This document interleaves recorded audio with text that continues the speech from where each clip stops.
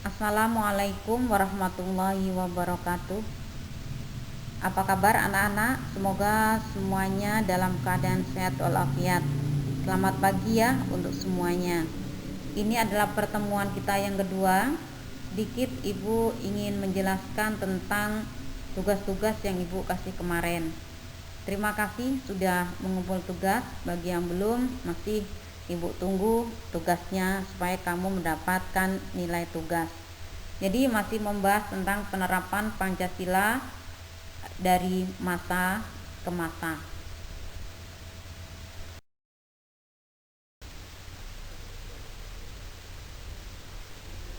Pada penerapan Pancasila dari masa ke masa, diawali dengan penerapan Pancasila pada awal kemerdekaan, yaitu dari periode 1945 sampai 1949. Ini bisa kita tahu bersama pada masa ini penerapan Pancasila masih menghadapi berbagai masalah. Hal ini dikarenakan bangsa Indonesia baru saja merdeka.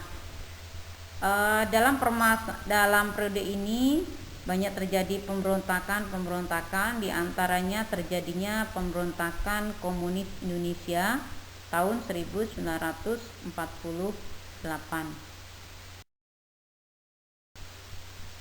Adapun pemberontakan yang kedua yang terjadi pada masa awal kemerdekaan adalah terjadinya pemberontakan Darul Islam atau dikenal dengan Tentara Islam Indonesia, di mana kedua pemberontakan ini intinya adalah ingin menggantikan negara Indonesia, yaitu dasar negara Pancasila, dengan dasar negara yang lain.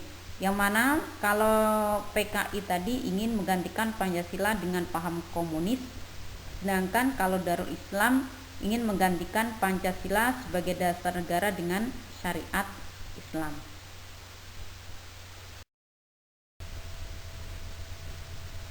Melanjutkan dari penerapan Pancasila pada masa awal kemerdekaan, yang kedua adalah periode 1950 sampai 1959. Pada masa ini penerapan Pancasila juga belum berjalan seperti yang dikehendaki oleh para tokoh negara. Karena pada masa ini Pancasila bahkan dalam penerapannya lebih diarahkan kepada ideologi liberal, yaitu ideologi yang menekankan kebebasan individu. Sehingga ini bisa kita lihat dari penerapan sila keempat yang tidak lagi berjiwakan musyawarah mufakat, melainkan dalam pemungutan suara itu menekankan pada suara terbanyak atau dikenal voting. Sedangkan kita tahu bahwa inti dari penerapan Pancasila itu adalah musyawarah mufakat jika ingin mengambil sebuah keputusan. Pada masa ini juga terjadi pemberontakan, diantaranya ada Republik Maluku Selatan, kemudian ada pemberontakan Pemerintah Revolusioner Republik Indonesia, bahkan ada pemberontakan Perjuangan Rakyat Semesta atau dikenal dengan Permesta. Nah, ketiga dari pemberontakan ini intinya adalah ingin melepaskan diri dari negara kesatuan Republik Indonesia. Jadi harus kamu ingat, yang pertama tadi pemberontakan dari awal 1945 sampai 1949 itu ingin menggantikan dasar negara, yaitu Pancasila, dengan dasar negara yang lain. Sedangkan dari tahun 1950 sampai 1959 pemberontakannya ingin atau tujuannya ingin melepaskan diri dari negara kesatuan Republik Indonesia. Kita lanjutkan bahasan kita tentang penerapan Pancasila yang selanjutnya, yaitu pada masa Orde Lama dari tahun 1959 sampai 1966. pada masa Orde Lama ini penerapan Pancasila juga belum berjalan sebagaimana mestinya, karena di negara Indonesia masih terdapat kekacauan serta kondisi sosial budaya masyarakat Indonesia dari masa masyarakat yang terjajah menjadi masyarakat yang merdeka. Nah, pada masa ini juga terdapat beberapa gejala-gejala politik atau pemberontakan.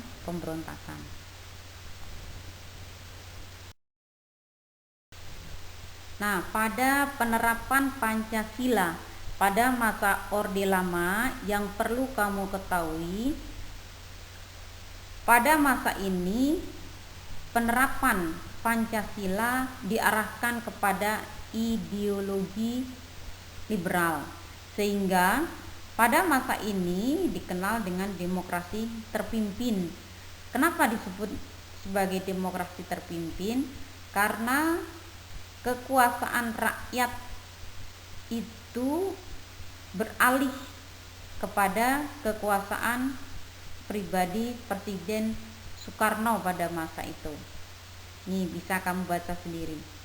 Jadi demokrasi itu seharusnya kan kekuasaan ada di tangan rakyat, tetapi karena disalahgunakan sehingga kekuasaan itu menjadi kekuasaan pribadi Presiden Soekarno.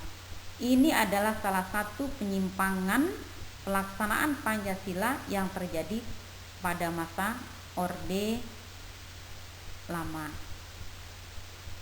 Nih, Presiden Soekarno juga diangkat menjadi presiden seumur hidup. Bahkan mulai menggabungkan ajaran antara agama nasionalis dan komunis, yang sebenarnya ini tidak cocok bagi negara kesatuan Republik Indonesia. Nah, puncak dari penerapan Pancasila yang tidak sesuai di masa Orde Lama adalah timbulnya pemberontakan Partai Komunis Indonesia yang kedua, yaitu tanggal 30 September 1965 yang dipimpin oleh D.N. Aidit. Ya. Jadi tadi salah satu pada masa awal kemerdekaan telah terjadi pemberontakan PKI yang pertama di Madiun dan yang kedua ini terjadi di Jakarta. Yang intinya ingin menggantikan ideologi negara Pancasila dengan ideologi komunis. Penerapan Pancasila yang selanjutnya yaitu pada masa Orde Baru ditandai dari tahun 1966 sampai 1998. Kamu ini belum lahir semua ini tahun ini. Jadi pada masa Orde Baru ini muncul setelah terjadinya pemberontakan G30S PKI, di mana Presiden Soekarno langsung memberikan komando pemerintahannya kepada Presiden Soeharto pada masa itu, yang mana Presiden Soeharto ini memimpin atau menjadi presiden di Indonesia ini kurang lebih 32 tahun. Pada masa Orde Baru, tatanan pemerintahan di Indonesia sudah mulai membaik dan pembangunan di Indonesia pun sudah mulai nampak atau mulai maju. Akan tetapi lagi-lagi terdapat beberapa penyimpangan dari pelaksanaan Pancasila. Di antaranya pelaksanaan pemilihan umum yang kurang demokratis, adanya pembatasan hak politik rakyat, terjadinya korupsi, kolusi dan nepotisme, serta adanya penembak misterius atau Petrus dan peran ganda duifungsi ABRI. Nah, dari kelima adanya pelaksanaan Pancasila yang kurang sesuai ini, maka muncullah pada tanggal 21 Mei 1998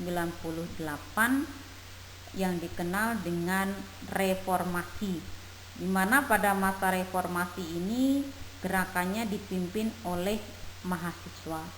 Nah, pada tanggal 21 Mei 1998 ini Presiden Soeharto mengundurkan diri jabatannya sebagai presiden, yang selanjutnya pemerintahan dipegang oleh B.J. Habibie yang pada waktu itu menjadi wakil Presiden Soeharto. Pembahasan kita selanjutnya adalah tentang penerapan Pancasila pada masa reformasi, dimulai dari tahun 1998 sampai sekarang. Pada masa ini Presiden B.J. Habibie sebagai pengganti dari Presiden Soeharto mengambil langkah-langkah cepat dalam rangka penerapan nilai-nilai Pancasila di dalam pemerintahan. Adapun langkah-langkah yang diambil diantaranya membentuk kabinet reformasi, ada memperbaiki sistem ekonomi, dan mereformasi bidang politik. Nah, ini kelanjutan dari bahasan kita tadi.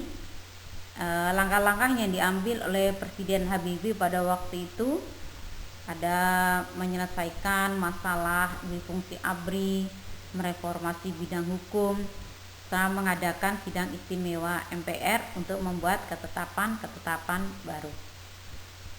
Jadi sampai di sini dulu. Ini adalah penjelasan tentang jawaban kamu yang kemarin. Mungkin yang masih belum paham, silakan bertanya secara langsung, tidak usah di grup ya.